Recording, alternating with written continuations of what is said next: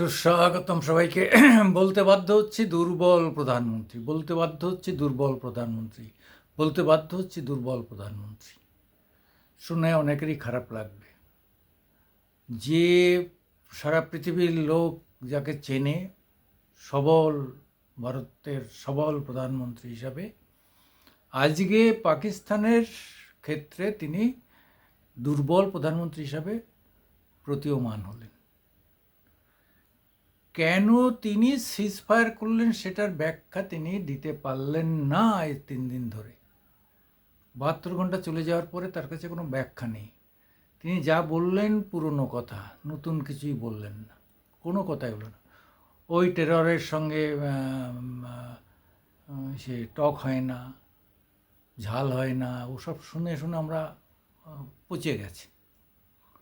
কিন্তু কথাটা হচ্ছে যে আমাদের বলুন, আপনি কেন কেন কেন সিজফায়ার করলেন যে সময় পাকিস্তান চরম কোণঠাসা হয়ে পড়েছে? অনেকে বলছেন মোহাম্মদ ঘুরির মতো আমরা ভুল করলাম যে ওকে দুবার বাগে পেয়েও তাকে মহারাজ ছেড়ে দেয়, সেই পরে সেই মহারাজকে জঘন্যভাবে মারে। সেটা মিরনের ক্ষেত্রেও আমরা দেখেছি। মিরনকে ক্ষমা করলো, সেই মির্জাপুরকে মানে তক্তা চাপা দিয়ে মেরে দিল, মানে জঘন্যতম নৃশংসতম হত্যা। যাই হোক, কথাটা হচ্ছে কাকে কতটা বিশ্বাস করতে হবে। এটা তো আমাদের এত গর্বের আছে, আমাদের গর্বের অজিত ডোভাল আছেন, গর্বের ফরেন মিনিস্টার জয়শঙ্কর আছেন, এরা সব তো আছেন। তারপরও কেন সিজফায়ার এর ব্যাখ্যাই দিতে বললেন না? আরে না, আমরা তো ওই দুটো মেরেছি, যারা লঞ্চ প্যাড ছিল, লঞ্চ প্যাডগুলো। আরে ভাই, লঞ্চ প্যাড করলে তাহলে সে 7টা না 8টা এয়ারবেজে বোমা মারতে গিয়েছিলেন কী জন্যে? পদ্মারাতে বলতে খারাপ লাগে। আপনি যদি শুধুমাত্র বুঝতাম যে লঞ্চ প্যাডগুলোতে মেরেছেন যেখানে ট্রেনিং হয় এবং এই সন্ত্রাসীরা থাকে, সেখানে আপনি মেরেছেন।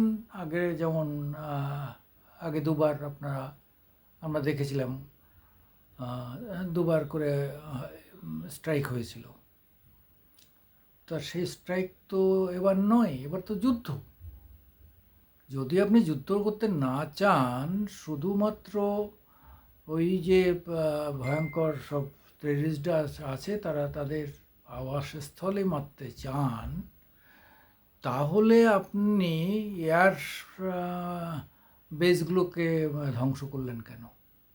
ওরা তো স্বীকারই করছে 5টা এয়ারবেস ধ্বংস করেছেন, কেউ বলছে 9টায় আক্রমণ হয়েছে, 7টা ব্যাপকভাবে ক্ষতি হয়েছে, 2টো আধা ক্ষতিগ্রস্ত হয়েছে। তাহলে আমাদের আবার এয়ারডোম, এত বিশাল করে এয়ারডোম নিয়ে ওখানে মোবিলাইজ করতে হলো কেন? তাহলে তো আপনারা জানেন যে যুদ্ধ হতে পারে। তা যুদ্ধ হলো, আবার যুদ্ধ থেকে সরে গেলেন কেন? আবার বিশ্বব্যাংকে আপনাদের এত প্রভাব, সে বিশ্বব্যাংকে টাকা ঢেলে দিল। মোদির সঙ্গে আমাদের এত ভাব চীনের বিরুদ্ধে, সেই মোদি বলছি, ডোনাল্ড ট্রাম্পের সঙ্গে আমাদের এত ভাব, সে ট্রাম্প ওখানে হস্তক্ষেপ করলো কেন আমাদের বিরুদ্ধে? যেখানে পাকিস্তানও চীনকে ব্যাক করছে, সেখানে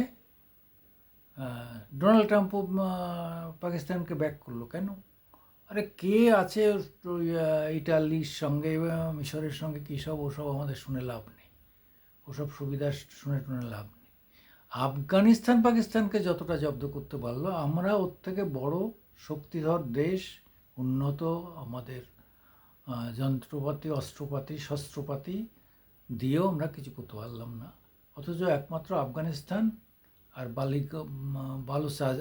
মানে আর্মি, বালুচিস্তান আর্মি, বিএলএ দুটো সংগঠনই, তারা যে পরিমাণ জব্দ করতে পেরেছে, আমরা পৃথিবীর চতুর্থ পাওয়ার, মিলিটারি পাওয়ার স্টেট হয়েও আমরা কিছু করতে পারলাম না, অথবা করলাম না, বাগে পেয়েও আমরা ছেড়ে দিলাম। এর উত্তর কিন্তু আজকে 22 মিনিট ভাষণে মোদিজি দিতে পারেননি। কেন পারেননি? এটা কিন্তু 150 কোটি মানুষকে তিনি ধোঁকা দিয়েছেন, চরম ধোঁকা দিয়েছেন, মিথ্যা কথা বলেছেন। মানে ডিজিএমওকে দিয়ে যাও করে তাপ্তি দিয়েও কিছু করতে পারেননি।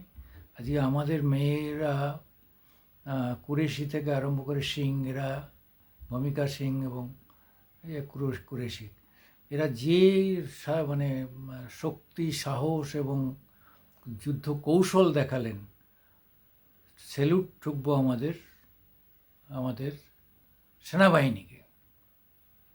সেনাবাহিনীকে আমরা স্যালুট ঠুকবো, ক্রেডিট দেবো সেনাবাহিনীকে, মোদিকে নয়। বরং এই যুদ্ধ বন্ধের জন্য মোদিজি খুব খুব খারাপভাবে মানে ইতিহাসে বর্ণিত হবেন। কারণ হচ্ছে যে সত্যি তো, যে শত্রু প্রতিনিয়ত, সে কুপওয়ারা থেকে আরম্ভ করে কত আমাদের প্যারামিলিটারি ফোর্সকে মেরেছে, মিলিটারি ফোর্সকে মেরেছে, সাধারণ মানুষকে মেরেছে, এ পর্যন্ত কয়েক হাজার মানুষকে খুন করেছে জম্মু কাশ্মীরে। সেই খুনিকে, যার হাত ভারতীয় মানুষের রক্তে রাঙা, যাদের হাতে শয়ে শয়ে মা বোনের স্মৃতির সিঁদুর মুছে গেছে, সন্তান পিতৃহারা হয়েছে, বোন ভাইহারা হয়েছে, তাদের আপনারা ক্ষমা করলেন বাগে পেয়েও। আর কে কীভাবে আপনাকে সমর্থন দিয়ে করছে? আপনি রাতে ঘুমাতে পারছেন কি? শক্তিশালী, মহান শক্তিশালী হিন্দুত্বের চূড়ামণি নরেন্দ্র দামোদর ভাই মোদি, আপনি কি ঘুমাতে পারবেন রাতে? পারবেন না, নিশ্চিত পারবেন না। কারণ আপনি হয় চীনের ভয়ে আপনি, অথবা ব্যবসা করবে না বলে মার্কিন যে হুমকি দিয়েছে তার ভয়ে, কারুর ভয়ে তো আপনি পিছু হটেছেন। এটা তো ঠিকই। আপনার ওদের ডিজিএমও যদি আমাদের ফোন করে থাকে, তাহলে আমাদের ডিজিএমের ফোন পাওয়ার পরে আমাদের আবার সর্বদলীয় বৈঠক ডাকলেন না কেন? সবার সঙ্গে কথা বললেন না কেন? যুদ্ধে যাওয়ার সময় সর্বদলের বৈঠক ডাকলেন, আর যুদ্ধ শেষ করার সময় সর্বদলের বৈঠক ডাকলেন না কেন? হাতে তো সময় ছিল। এমন নয় তো যে আমরা যুদ্ধে হেরে যাচ্ছিলাম, যে 1 ঘন্টার মধ্যে সিদ্ধান্ত না নিলে আমাদের আরও ক্ষতি হয়ে যেত, তা তো নয়। আমরা তো জিতছি, তাহলে আমাদের হাতে সময় ছিল। আমরা কেন সর্বদলীয় বৈঠক ডাকলাম না, সবার মতামত নিলাম না?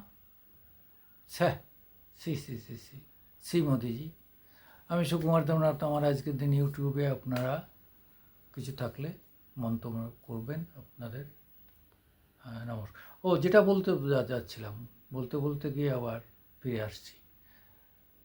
আলোচনা শেষ, দুজনেই চুক্তি মেনে নিল।